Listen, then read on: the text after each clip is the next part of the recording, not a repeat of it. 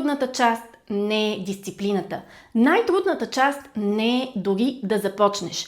Най-трудната част е да продължиш след първата стъпка. Точно така. Много често, когато хората си поставят кариерна или бизнес цел, в началото те са мотивирани и ентусиазирани. Може би за първата, за втората стъпка, те имат този първоначален ентусиазъм. Може да са били на семинар, на ретрит, да са си поставили цел и мотивацията и еуфорията ги държи за първата стъпка. Но след това животът се появява и мотивацията изчезва.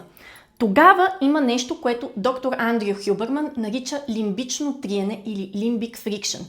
Това е нашата естествена склонност да не полагаме усилия. И е много важно да имаме протокол, с който да преодолеем това лимбично триене. Ще ви кажа какъв е моят протокол. Изцяло съм го заимствала от доктор Хюберман. На първо място правя упражнения кардио между 3 и 5 минути. След това правя едно просто упражнение. Слагам пръста пред себе си, фокусирам за 30 секунди вниманието си във върха на пръста.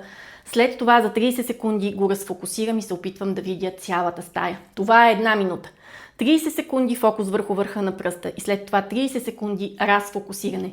И след това си записвам кое е едното нещо, което съм напълно убедена, че мога да свърша през деня. Този протокол се справя с тъй наречения limbic friction. Първо тренираме тялото си и мускулната активация произвежда допамин. След това фокусираме ума си и накрая правим ангажимент със себе си, че ще направим тази стъпка или този прогрес към целта си в рамките на днешния ден. Ако това видео ти е било полезно, сподели го с приятел, който в момента реализира своя кариерна или бизнес